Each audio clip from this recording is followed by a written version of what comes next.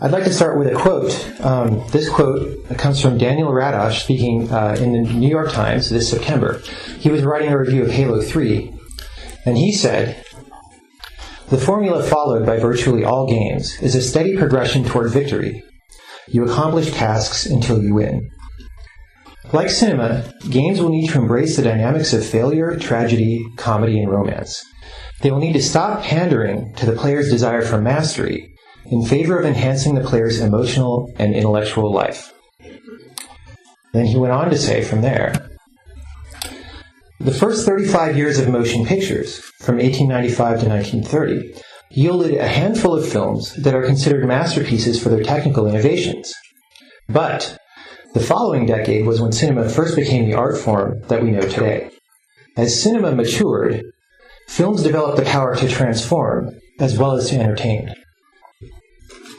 Video games are poised to enter a similar golden age, but the first step is not Halo 3. And I find myself thinking along the same lines these days. I don't tend to think in terms of film analogies, so I don't see it quite the way Daniel does. But I have a similar dissatisfaction with games. I'm finishing up a project right now, deciding what I'm going to devote the next 3 years of my life to. And I'm finding that games that I would have been excited to work on 5 years ago, I'm no longer excited about. They're not good enough. And I'm playing around with concepts, trying to find the thing that is really worth 3 years of my life. And I'm trying to break away from what I feel is this huge body of assumptions that we are steeped in from decades of game industry tradition and the hundreds of games that we've played through our lives, just reinforcing these assumptions over and over. So I'm going to try and talk about my viewpoint and my thought process here. So I'm going to start at square one with the question, what are games to begin with? For our purposes here, I'm going to be talking about software running on computers mostly. And games are where you're trying to achieve a goal, and there are some rules governing the actions you can perform, and their effects on the game world, and also what the game world can do back to you, right? It's basically a running program, and the program implements a bunch of rules. And the way that I've started thinking about it recently that's a little bit less dry than that, and a little bit more meaningful to me, is that games create a sort of temporary world, a low-stakes subdomain that's simpler than the real world, where there's an explicit meaning of life. There's a point to be there, whether it's maximizing a score, or getting to the end of the story, or getting rescuing the princess, or something like that. You know why you're there, and you know what you're trying to do. Even in sandboxy games, there are explicit objectives. And suddenly that created a shift in my viewpoint. It's like, wow, the meaning of life in this existence is something that I really care about. It's something that's been, tugging at me for my entire life and for people throughout the ages. And so I think I'm not alone in this, that this gives games, this is part of why games are compelling to me. Now, so games have these goals that you're trying to achieve. And before you play a game, you usually don't exactly know what those are. And you learn how to achieve them because the game trains you as you play it, right? And you build a mental model of what's in the game world and how the game works. And the game communicates back to you how you're doing, and this feedback helps you to win the game. So here's a screenshot of Super Mario Bros. 3. And because I've played this game a bunch, I now know that there's a bunch of things I can do. I can walk over to the left and jump on that monster's head. I can walk to the right and jump on those platforms and knock that turtle over and throw his shell. I can jump under this question block to get a reward. I know that it's a question block, even though the bitmap is kind of scrolled right now and you can't see the question mark. And maybe I can climb into that pipe over there. These are things that a normal human who has never played Super Mario Brothers would not know, right? Like, I learned a lot of specific weird things by playing this game. So what I mean to say is that all games actively teach, not just edutainment games, right? Not just serious games, but all games teach you as you play them. This teaching can happen at many different levels. It can be a very explicit rules of the game level, like this is a monster and you jump on his head to kill him, or they can be more broad and general, like you can figure out what kinds of strategies will serve you well in different situations, right? In a Mario game, maybe you figure out that you should look before you leap, right? I'm not going to go too much more into this idea of games as a teaching mechanism, but here are two books that you can read if you would like more information on that. The one on the left is A Theory of Fun for Game Design by Ralph Koster, and then the one on the right is Persuasive Games by Ian Bogost. They're both very good books. So now that we know what games are, the next question is, what can they provide? Like, what can they do for me, and why would I play a game, right? Why do people play games? Well, we already know one of the answers is pretty obvious. Games can provide entertainment, fantasy, and escapism, and I think that's fine. We need some of that in the world, and we get a lot of it from games already. But if this is all that games were, I would be intensely dissatisfied, because fantasy and escapism is not fulfilling to me, right? At the end of the day, I want to feel like my life has some meaning, and if you're only escaping all the time, you don't get that, right? And I think a lot of other people are dissatisfied with that too, and it's not something that we really talk about in the industry, so I wish that we would a little bit more. Another thing that games can provide is meaningful artistic expression, where you express something that you care about communicating and that your audience cares about receiving. And there still seems to be some kind of debate about this, about whether games can be art. So I put up some examples to sort of show my point. And before I do that, I'll say that if games were just an avenue of expression, maybe that by itself would not be too interesting.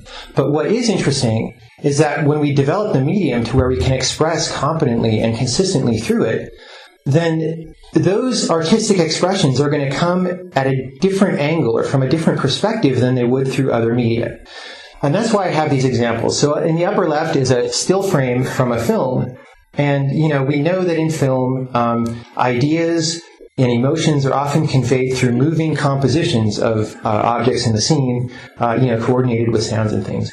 And the upper right is a poem. Poems, the entire form is based on presenting rhythms and patterns of words in a way that's peculiar only to that medium.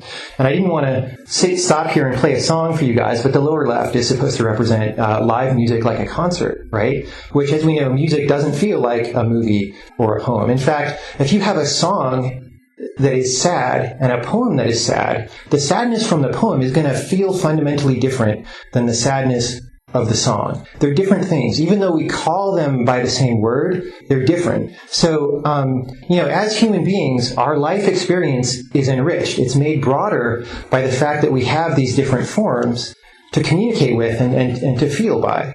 And what games can do is add, another one down in this corner where this question mark is. And the reason why I've made it a question mark is because I feel we haven't quite developed games to the point where we really exactly know what their special contribution is. And that might take hundreds of years, really. But I think that we'll get there eventually.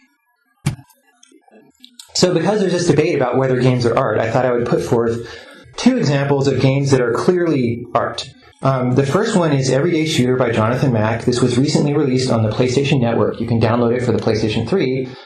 And it's an 8-way shooter, like Geometry Wars or Robotron. But it's, aside from being a shooter and presenting challenge to you as a player, it's also about expressing audio visuals and gameplay. And if you haven't actually played this game, it's hard to communicate because, as I said, that what this game has to tell you only can come through games, right? I can't quite say it in a speech. But, lots of games show you audio visuals. But when this game does, it's really giving you a composition. And it's a composition that works with the gameplay, right? The gameplay of Everyday Shooter is the way it is, not just because it's supposed to be challenging or fun, but also because the author wanted to express that specific gameplay to you. And it makes this game feel different from a lot of other games. Here's another one. This is called The Marriage by Rod Humble. It's a free download for the PC over the internet. And this one expresses things also, but it does it differently. Whereas Everyday Shooter is about expressing sensations, this game is about expressing the author's life to you. He's trying to tell you, here's what it's like to be in my marriage, right, with my wife, and encountering all these social situations and different people that we do. And the way that it does this is through actually the rules of gameplay, the rules of interaction. So when you sit down to play The Marriage, you don't really know very much. But then you start that process that I was talking about of building the mental model of the game in your head, of learning the rules. And as you do that, you move your mouse around, you interact with those pink and blue squares and the little circles, you notice what happens and how they interact with each other. And as you learn the rules, your mind also builds an interpretation of those rules. Like, oh, this means that, the man doesn't really like spending too much time with his wife. He feels a little bit stifled or something. But it doesn't come across in words, which is a brilliant part. It comes across in gameplay. And it's a very interesting and fascinating game. And I think everybody should play it who wants to design games.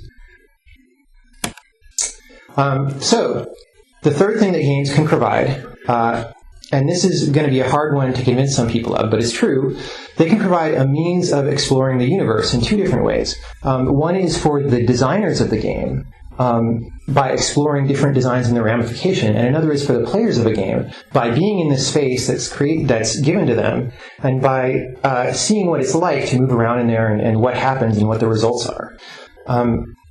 There's a very interesting aspect of games that's different from all other media that I think will contribute to that question mark, which is that games are formal systems, right? There are software running on a computer, and that's rules that take input data and process it and generate output data. And systems like that are biased toward producing truth, or at least consistency, unless you mess them up with lots of bugs or deliberately corrupt them. To try and put forth a simpler example to make that more understandable, you can think about mathematics. You start with some axioms that are defined or assumed as true, and then you have some rules that you can use to combine those axioms, right? Put them together into equations, rewrite that over and over, and you get different and different equations until eventually you end up with something that makes a statement that must be true that you didn't know when you started, right? And that's how mathematics proceeds. Games are like that, but in a kind of messier, more complicated way, right? Instead of axioms, you maybe have the state of a world, some objects sitting around, and instead of rewrite rules, you have your program that manipulates those objects in the world, either via a physics system or by logical rules or AI rules or whatever, and it flows that world from time step to time step until you end up with a result. And it's kind of up to the designer how much veracity there is in that procession. But that's something I'm going to talk about in later slides. So, as an illustration of understanding the world, here's a picture of a very well-known board game, Go. And it's famous for having this very minimalistic rules. It might be the simplest rules of any game. But it's also very profoundly respected. Many people think it's the greatest game ever made. And the reason is that despite the simple rules, the situations you can get into are very complex and subtle, and you can learn a great deal by trying to become good at Go and trying to win against a good player. And, many players report that after playing this for a long time, they feel like they're kind of learning things about the universe, about strength and structure and life from the patterns of the stones. There are Go proverbs, for example, that you might have heard. A famous one is, "Don't throw good stones after bad." That comes directly after, common advice for a new Go player. Okay. So the next part of my talk is that just thinking about the ramifications of this. Games are going to be huge, by which I mean that a lot of people are going to be playing them. We maybe think that a lot of people play games now, right? They're pretty popular. But as we're always happy to see, every year the market grows, right? And in the past year, we've seen some extra growth due to some very interesting, hardware and software moves. So, for example, Nintendo, came out with the Wii, and the DS has exploded in popularity, and they're reaching audiences that we wouldn't normally have considered to be gamer audiences. And that's very exciting, because we're going to have more people playing our stuff than ever before. What that means to me is that games are going to be moving more and more to becoming central to our culture.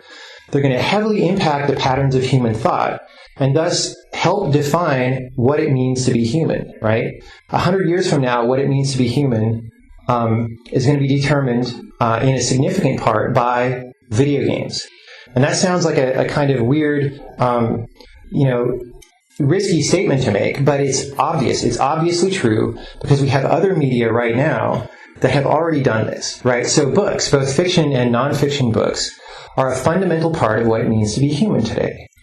Think about what your life would be like if there were never any books, right? You never could have learned out of books at school. You wouldn't be literate, right? You certainly wouldn't be sending email on a computer, right? We would be in a totally different situation, certainly not at this conference, right? So books have been important, right? And the development of that medium has been important. Film, to a more subtle degree, and it's a newer medium, but yes, that also.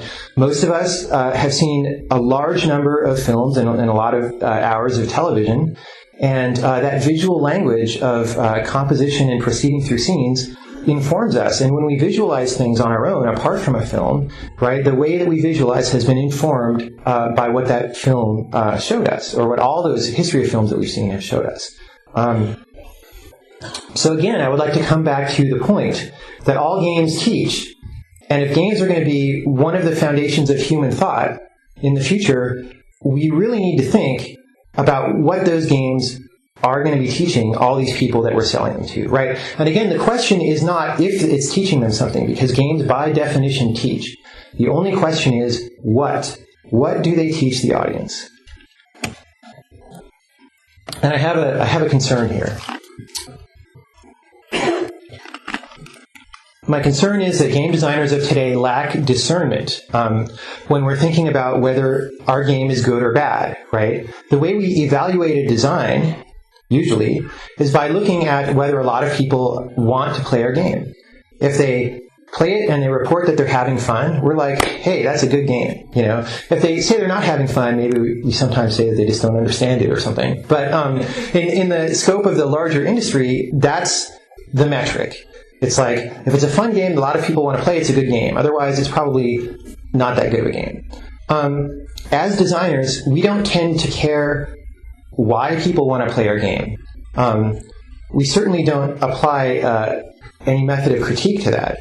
And I'm going to claim that that means that we don't show concern for our players' quality of life. And here's what I mean by that. We have a number of tools to keep players playing our game. The majority of them fall into one category, and that is scheduled rewards, right? We give players things to mark their progress. And this is part of that communication process even that I was talking about earlier. A game communicates to you that you're proceeding toward a goal by giving you rewards as communication that you're doing well. But sometimes those rewards can be gratuitous and extraneous, right? So some examples of rewards are, collectibles, got to get all of something in a game. Unlockable, so you play the game enough and it gives you new characters or something. An advancing story, so maybe there's gameplay and then there's a plot, and you want to play through the game and beat the boss monster so you can see what happens to Joe when he goes through the next door, right? And then now we've got these achievements, which are like an extra layer on top, right? Where you hand somebody a little medal when they beat the boss monster so that they feel extra good about it and can show that to their friends. And sometimes we take this really far. So massively multiplayer games, for example, are notorious for having relatively empty gameplay, but also being very addictive, right? They keep players hooked with constant fake rewards. And I say fake rewards because, an MMO will give you gold or experience points or extra levels or nice equipment or something, but we all know that as soon as you get enough of that to have advantage over the monsters you're trying to fight, then it's going to make those monsters not very valuable to fight, and now you need to fight stronger monsters that exactly match your new power. So the rewards are actually illusionary, and this creates what designers and players call the treadmill, right, or the grind. The rewards are a way of lying to the player so that they feel good and keep playing our game when in fact nothing real has changed. And this can get really extreme, right? Like we know, we've all heard of guys in Korea and China dying, from playing MMOs for 5 days straight or however long. That's certainly not good, but I'm also going to say that this element, in a less nefarious way, pervades like all of our game design, even in cases where players aren't dying. Even when they report that they like a game, I'm claiming that it's still bad. So there are a lot of different ways to make a game fun. But because we don't understand games very well as designers, we usually pick one of the easy ways to make a game fun.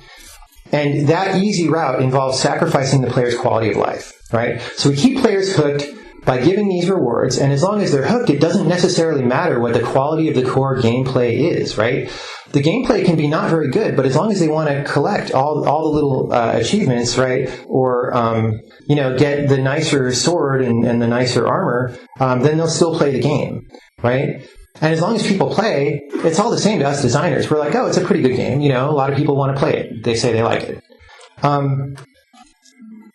And so I'm sure that at this point, a lot of people think that I'm kind of needlessly babbling on about this point.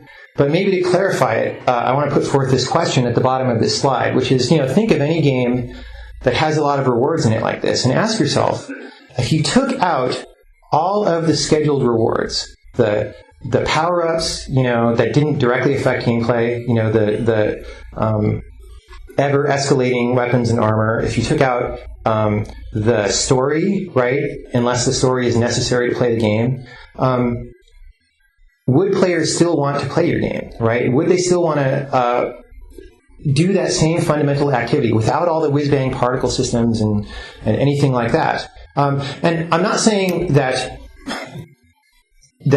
wouldn't damage a game. That would damage almost any game that we're talking about, right? Any game is going to be less compelling if you take out those extra rewards. But what I'm saying is, if you take all that stuff off, if you strip it and just have the gameplay, does your game fall below a certain threshold or not? Does it fall below a line where nobody wants to pay attention to it anymore?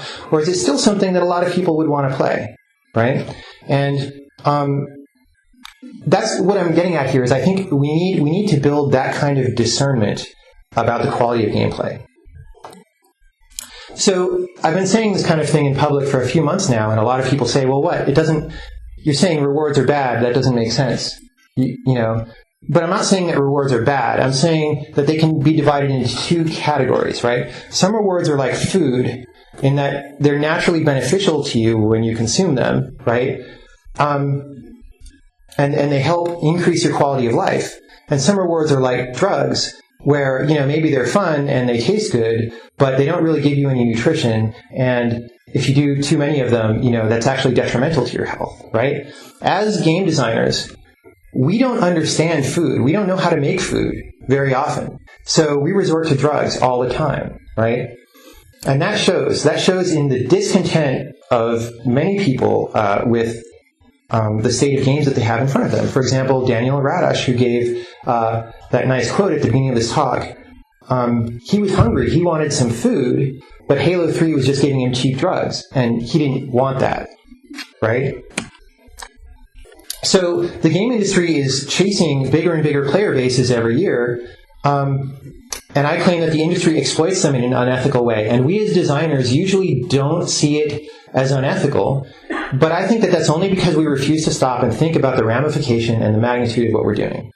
And magnitude is the key. So here I've got 3 pictures of things that are not necessarily bad. They're not bad if you do them as an individual a little bit at a time. Like, you could smoke once in a while, sure. You can have some fast food. You can play World of Warcraft, right? But when you talk about... I'm serious. I'm totally serious when I put World of Warcraft in that line. When you talk about these things at a societal level, right, it becomes a societal problem, right? People die from smoking all the time, even though you could probably smoke some cigarettes individually and it's no big deal. People's quality of life is tremendously lowered and their health is damaged by fast food, right? And I'll talk about World of Warcraft in upcoming slides. And the thing I want to get at is, I'm not trying to blame players here or anything. I'm not trying to say you should feel bad if you eat McDonald's or anything. But what I am saying is, if you're the CEO of McDonald's, right, or you're an exec in an ad agency whose job is to put a McDonald's hamburger in the hand of every child in America, you should not feel good about your job, right? You should feel ashamed. And we don't... Yeah, you should. And we don't have that in the games business. We don't have that sense. Because we feel like games are just entertainment, we don't really have the sense that we could do things that we might be ashamed of yet, right?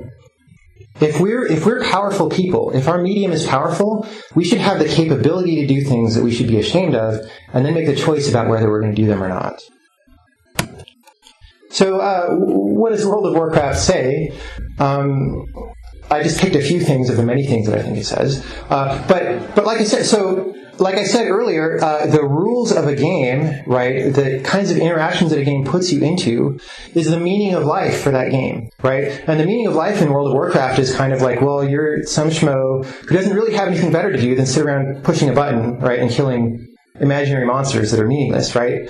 It also says it doesn't really matter if you're smart or are adept at trying to get ahead in a system, because what really matters is how much time you sink in, because there's all these artificial constraints on you. It also says that you don't really need to do anything exceptional, because to feel good, to be rewarded, all you need to do is run the treadmill like everyone else.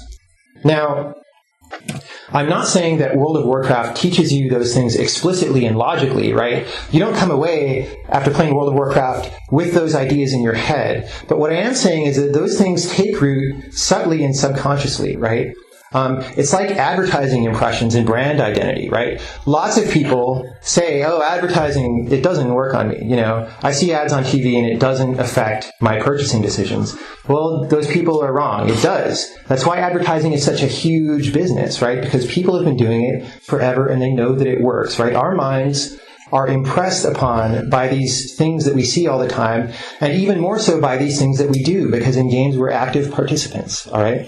People identify with their activities. If you work at a really horrible, boring job and you're just there for the money, and you do that for years and years, that becomes part of your identity, right? It becomes difficult to separate you from all this time you spent at your job. Same thing with games that you play. People are products of their origins and of their environments, right? And we're giving people these environments that they're ostensibly having fun in these games. We're helping determine what they're going to be. So, to finish up this idea about natural rewards versus artificial rewards, I thought I would give a positive example of what I think is a very natural reward. This one came from a posting on Clint Hawking's blog, and it's about the game Portal, which I'm sure many of you have played and enjoyed. It's a great game. Manveer Hare wrote, "The brilliance in Portal lies not only in its simplicity and excellent humor, but also in the moments of realization when you figure out a puzzle. No puzzle stumped me for more than 5 minutes in that game, yet I went from being completely dumbfounded one moment to feeling like a genius the next as I realized what I was supposed to do." Right? He got his own brain rewarded him for solving puzzles in Portal.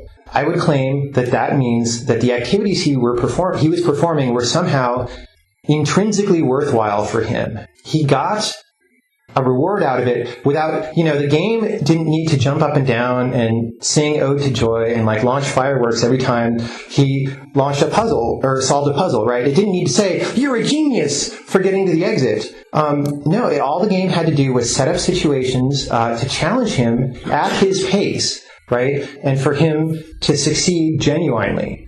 I think that's important, and I think that that's something that we could really learn from. Okay, so I'm not sure that I want to keep harping on this, but I will. Because I say this kind of thing about game design being a serious problem, and everybody's like, whatever, dude. You're smoking something. So I want to frame this. Again, it's a matter of scale. Games are going to be huge, right? We're selling a lot of them. And what I see as the primary challenge for mankind in this century, and this could change because we're still early in the century, right? But the challenge is to understand and deal with the fact that despite we have all these enterprises that create good things for us that I've listed on the right, like human rights and safety and leisure time and fast transportation, those are pretty good things. But we do these at such a scale that we cannot help but that they affect the world, right? So on the left, there are some things, some of them at least are unintentional side effects of these good things that we've created, right? We've come to understand this. We haven't really effectively dealt with it yet.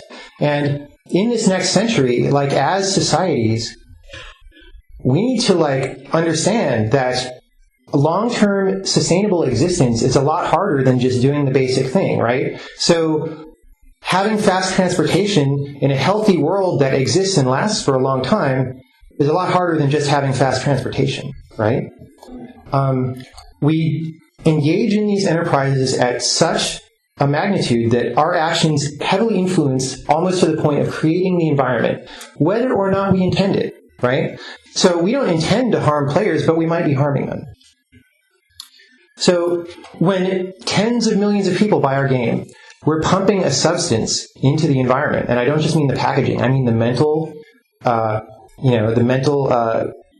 content of that game. This is a public mental health issue. And that's kind of scary if you take it seriously, but it's also kind of cool because it means that we have the power to shape humanity. It means that we in this room are very powerful people. And how are we going to use that power, right? What are we going to do with it?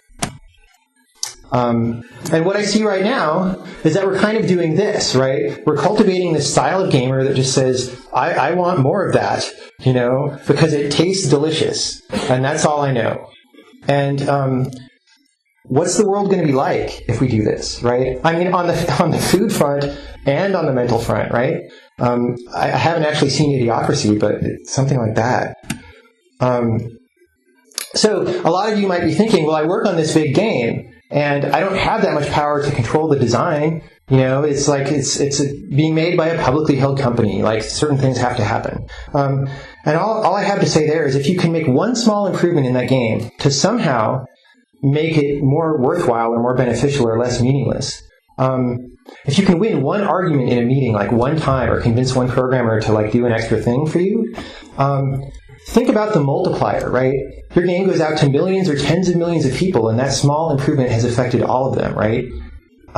That's pretty cool. So you can even make a difference on a 150 or a 200-person team. Okay, enough of that.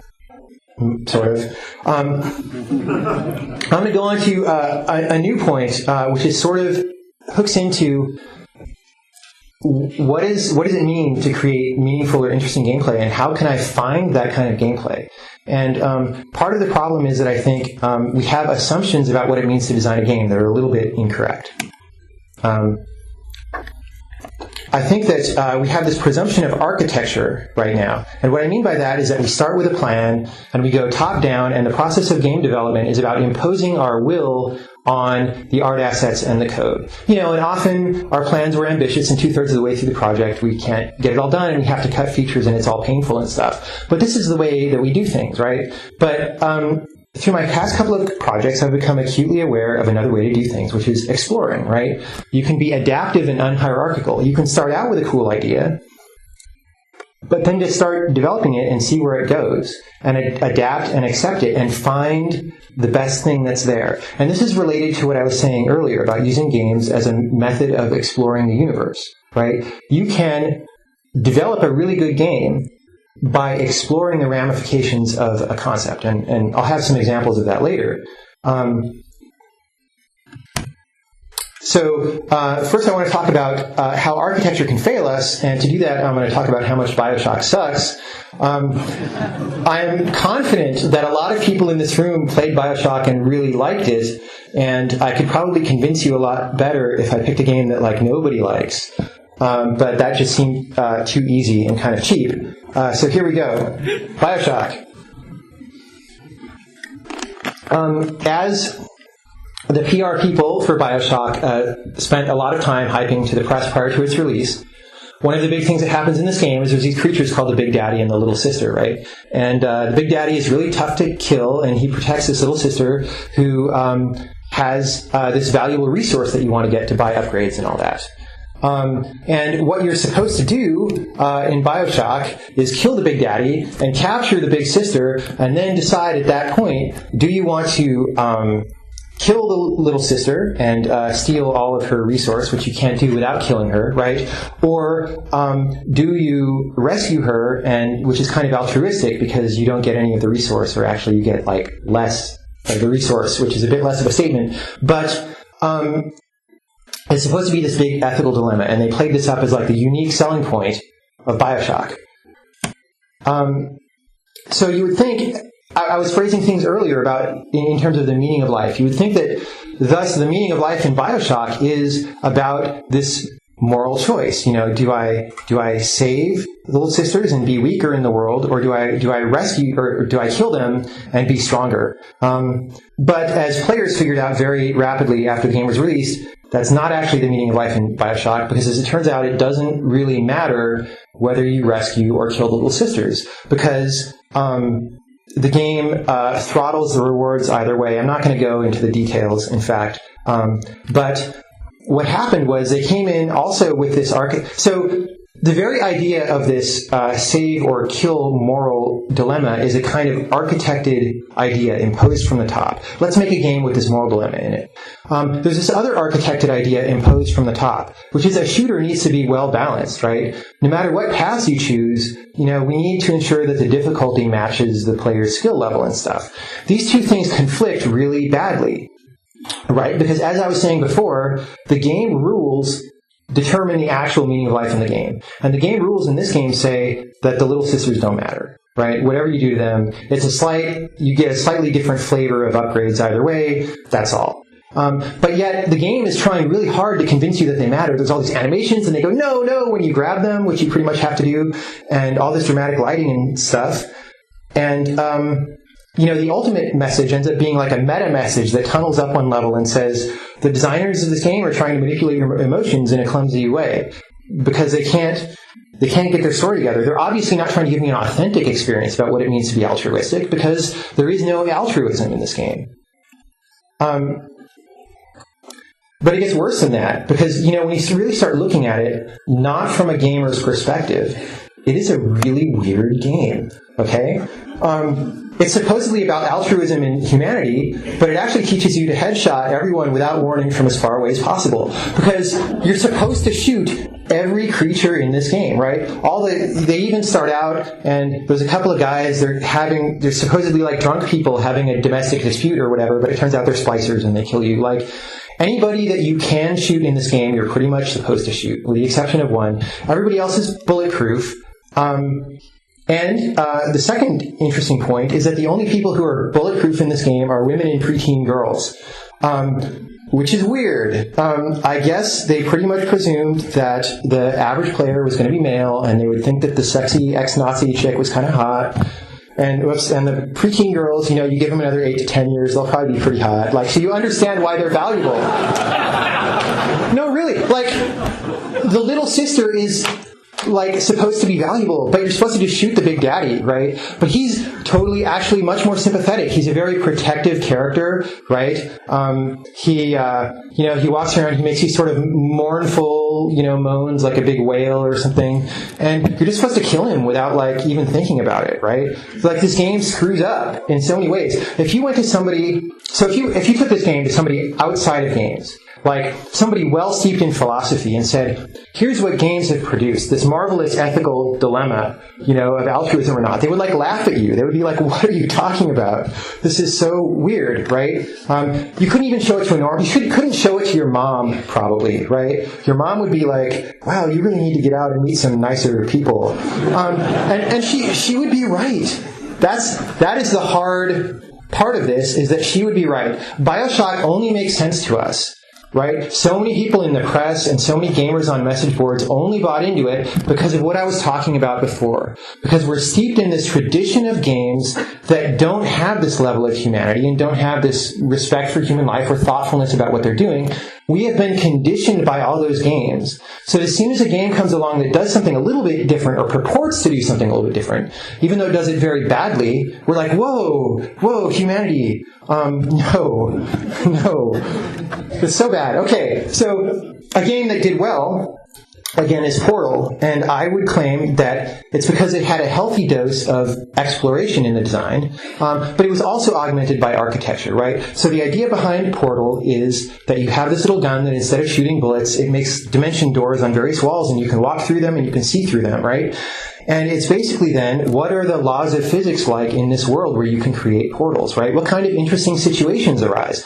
And then there are puzzles that they architected, but those puzzles are largely about showcasing these natural results of having portals, right? It doesn't feel contrived. And so Portal is kind of magical that way. I could say a lot more about it, but I'm skipping ahead. So then I want to go to this issue of humanity and empathizing with a character in a game, right? So BioShock has the little sister who you're kind of supposed to empathize with as being helpless. It's this very architected choice, right? Do you save the little sister or kill the little sister, right? Portal has the weighted companion cube, which is not even a character, right? It's a box with a texture map on it. But it happened in an explorational way. The way it happened was the team decided it would be cool to have a level with a bunch of puzzles where you carry a crate from one end to the other, using it in different ways and with the portals and stuff to circumvent all these puzzles, right? And they did that, and they saw that because there had been crates earlier in the game that were different, like players didn't quite understand, that they should bring this crate all the way. So they said, well, maybe we should mark the crate as being special, and they got the idea of putting this heart on it, right? They noticed that people felt kind of weird about like getting rid of their crate at the end of the level after doing all that stuff. So then they contrived this whole great situation where the narrator computer pretends that this is like your imaginary pet rock kind of friend, and you cannot exit the level without throwing this crate in the incinerator and being accused of murdering it, right? And this actually works really well. It works at least as well as BioShock. So here's a poster on the Quarter to 3 forum saying, it's a measure of BioShock's quality. He disagrees with me. He actually likes BioShock, but we'll go on. It's a measure of BioShock's quality that killing little girls actually made me, a jaded and manipulative gamer, feel guilty and slightly uncomfortable. But Portal actually made me guilty and slightly uncomfortable about throwing a crate into a pit. That's pretty damn impressive. And it's true. I had exactly the same reaction. I tried for 20 minutes to like outwit the computer and somehow open the door without putting the crate into the pit. It wasn't possible, and I eventually gave up and I murdered him. But, what else are you going to do? So what I have to get from that is maybe just the idea that this traditional way that we think about when we try to design a game for people to empathize with, like the Alex Vance kind of thing or the little sister kind of thing, where we try to make this very human character that interacts with you a lot, maybe that's the wrong direction, or maybe it's not the only direction, and maybe gameplay itself can give us some other things. So my last topic is listening skills. This is a topic actually from the martial arts. And there it refers not to listening with your ears, but with your body, right? So if you're fighting somebody, and they're going to punch you and you block them, right? Well, what are you going to do? You can fight back by pulling their arm down and I'm going to punch you in the head. You could do that, but it takes a lot of energy and it has a high probability of failure, right? But there's other things you can do, right? Since you've got this point of contact, you don't have to watch them do something and then react to when they're going to come at you again. You can feel them, right? And as they move their arm and move their body, you can follow that and then at a chosen moment just react in a way that takes advantage of the situation, right? That's harmonious with what you want to do and what they're trying to do, but that achieves your agenda. And what I want to say here is that we can apply this kind of idea in game design. So I was talking before about how do you merge architecture with exploration. Portal started with exploration and added architecture, but I think we can also go the other way with games that are largely architected. But the problem is that it's hard to listen if you're shouting all the time, right? If your game development process is always about fighting fires and enforcing this design from the top down, right, and hammering the code and the art into doing what you want to do, then you blind yourself to the possibilities that are being revealed. And I want to illustrate some of those possibilities now. Here's an old game called Smash TV, which hopefully a lot of you guys have played. It's another 8-way shooter. And basically it takes place in this arena, and guys come through these 4 doors on the sides and try to attack you and kill you. And it's very important in Smash TV whether these doors are open or closed, right? If they're closed, you can kind of stand around them and feel sort of safe. But if they're open, you can't really be safe there because guys are going to rush through at any minute and kill you. Notice, though, that because of the camera perspective chosen for this game, which was pretty much an arbitrary artistic decision, you can't see the door on the south side of the screen. You can't tell whether it's open or closed. But it's super important for gameplay, right? What that does is it makes the bottom half of the screen this extra danger zone, right, which I've sort of colored in red. You don't really want to be standing around the bottom of the screen in Smash TV because you don't know how safe it is. You feel extra nervous. It's this extra little ripple in the game design that makes it more wonderful to play, right? Without that red zone, the screen would pretty much be like this flat surface of equal danger everywhere. in its steady state. Here in its steady state, it's uneven, right? It is more variety for gameplay. And when you would die sometimes in Smash TV, like some prizes show up down toward the bottom and they're really tempting and you run to grab them and you get killed, it feels fair because you knew that was a situation. You learned through play, right? Your mental model contained the fact that you can't really know what's down there. There might be a landmine behind the wall or whatever, and you knew what you were getting into when you went down there, and it feels fair. Now, interestingly, Smash TV had a sequel called Total Carnage, which starts out in a jungle. Unfortunately, I didn't have a screenshot of the jungle, so I have some vans here or whatever. Pretend these military vehicles are trees. So what would happen in Total Carnage, and this happens very early in the game, is that there are landmines placed that you have to avoid, and some of these landmines will be placed behind trees, right? Exactly in the way that things could be hidden behind that wall in Smash TV.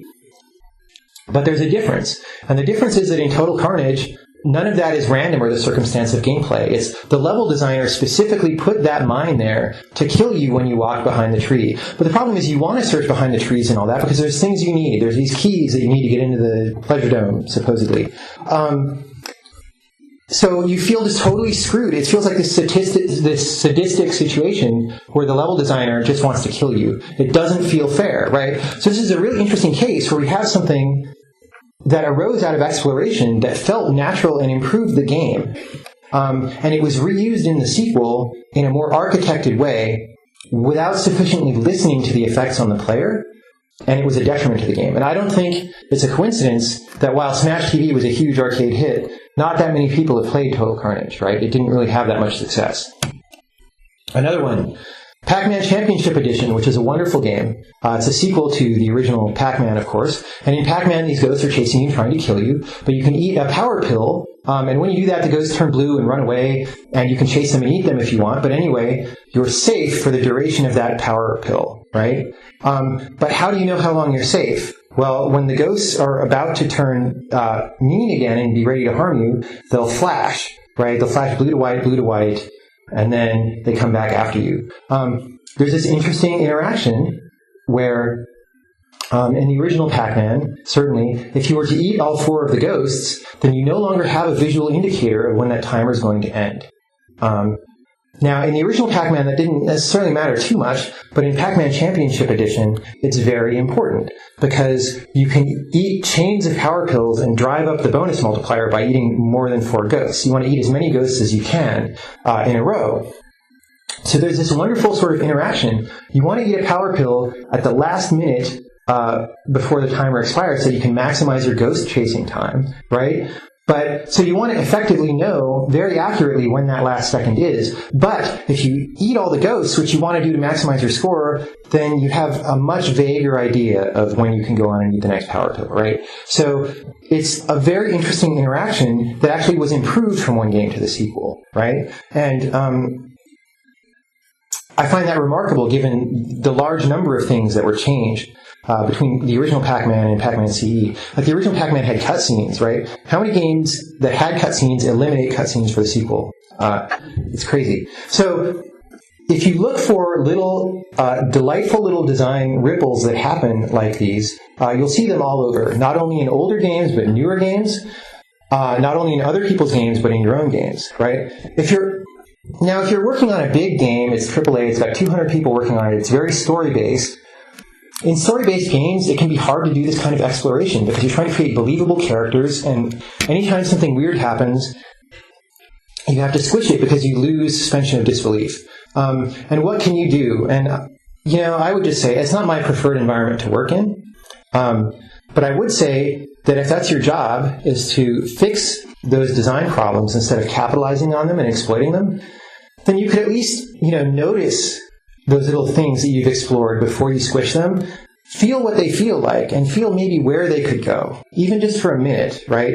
And then squish them. But you've built a little bit of listening skill, right? And over time, you build it stronger and stronger, and someday when you go start your own studio, you'll have an advanced sense of listening, and that'll be very useful. So here's my conclusion, in as much as I have one. No.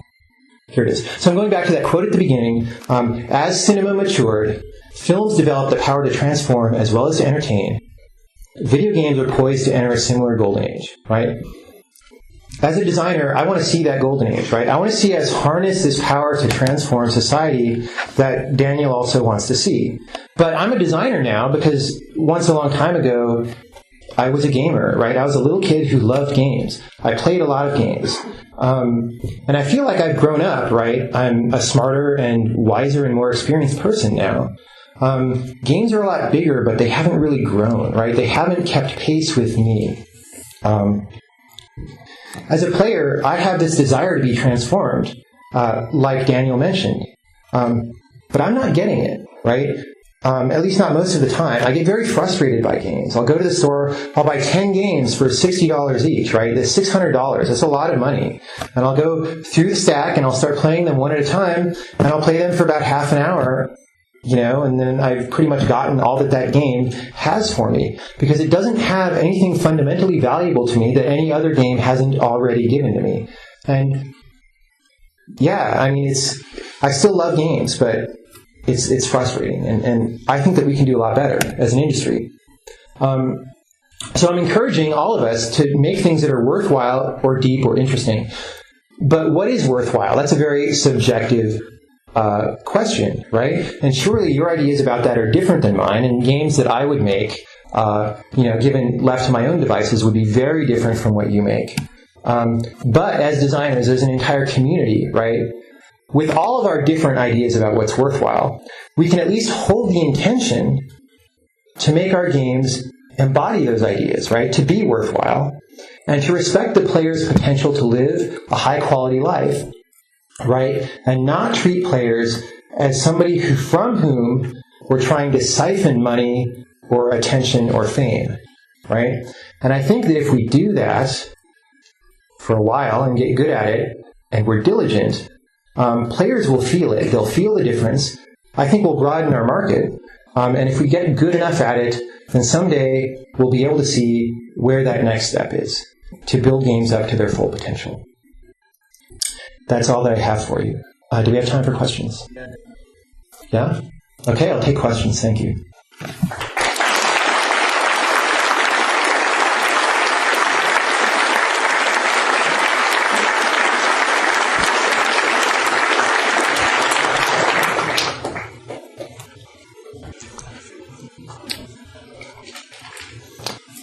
I see a hand in the back on the left.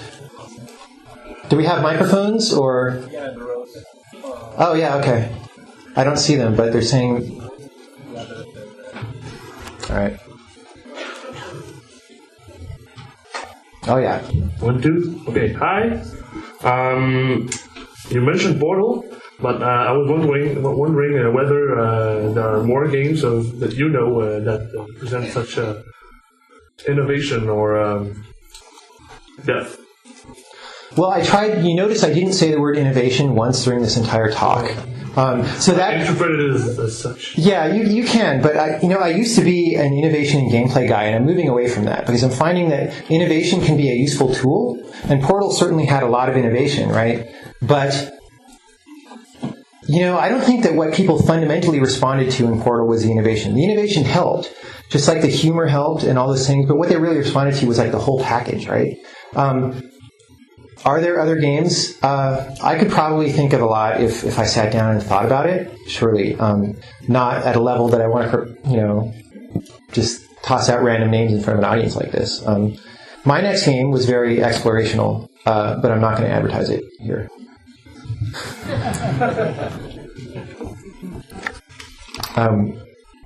Do we have other questions, or do I take a second one from the same gentleman?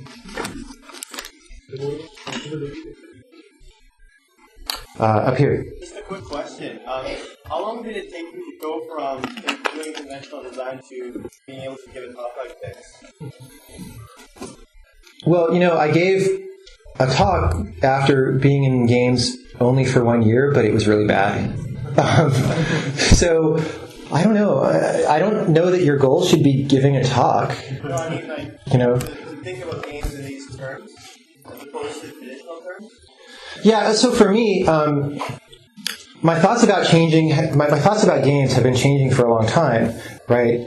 Slowly, but this last project that I worked on just ended up being very transformative. It pushed me up the ledge, or maybe over the cliff and down. I don't know, but it just, like, I saw a lot of things in that game, and I experienced as a designer a lot of things that were not in the same class as previous games and previous aspirations that I had. So I don't know. I would say you just kind of have to follow what's most interesting to you. And if you keep digging at it, maybe you find the right thing for you. I don't know. And I don't know that it's a matter of time, right?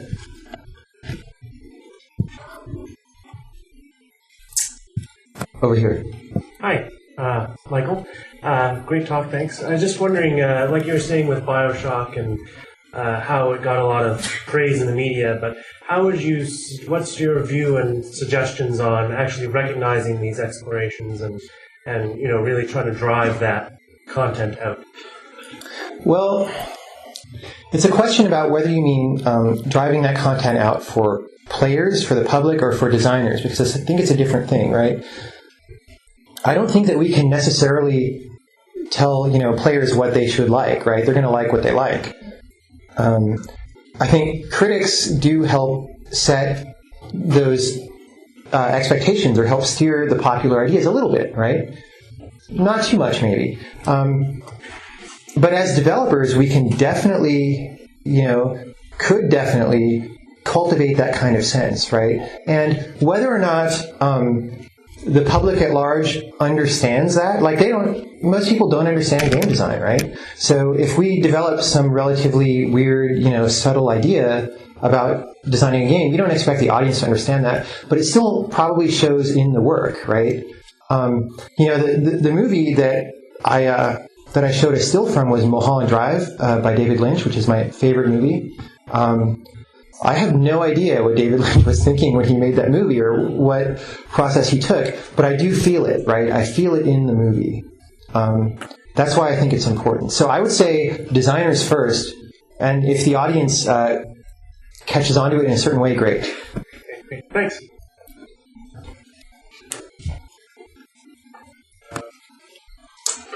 I was wondering if you thought maybe the empty gameplay that you talked about, if that's sort of a barrier to new users of video games. Maybe the main people that don't play games are they realize that the gameplay doesn't really fulfill them, so that's why they don't play. I think yes and no at the same time, right?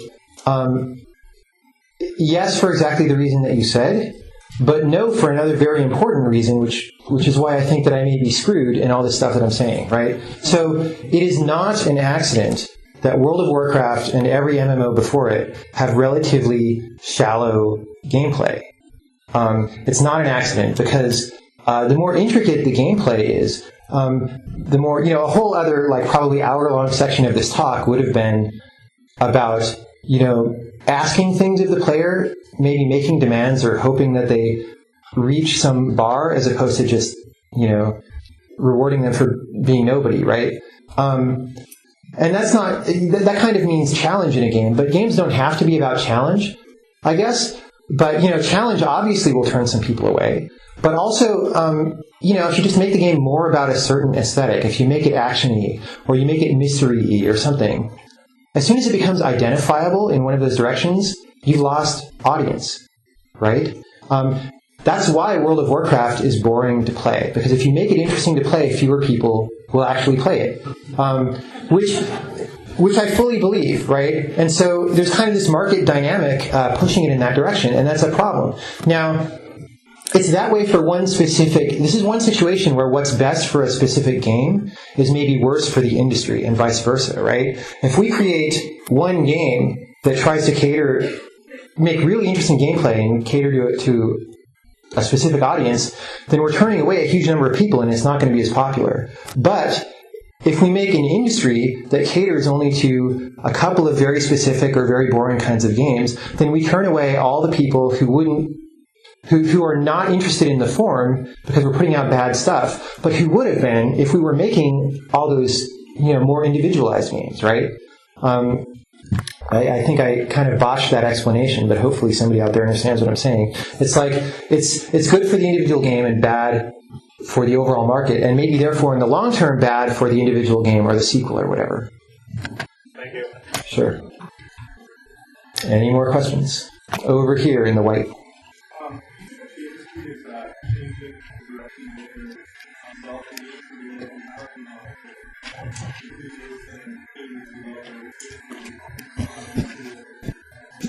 Yeah, so the question is, do I feel like the industry is changing direction with all the tools available to new and smaller developers like XNA and stuff? Maybe, but not really. Like, when I was in high school, I had a Commodore 64, and I could write a game on it, in BASIC or even in assembly language if I managed to get the right book to teach me how to do that. And it wouldn't quite be on par with a commercial game, just like today's games wouldn't be on par with a commercial game. But it would be a game, and I could show it to my friends and distribute it around and stuff. Games, for a while, got really complicated, right? And so you couldn't do that from home anymore. And now the tools have caught up to the complication, but we're just back to where we were, in the early to mid 80s, right? We haven't advanced. Maybe we will advance somewhere great, and I hope so, but I don't think we're there yet.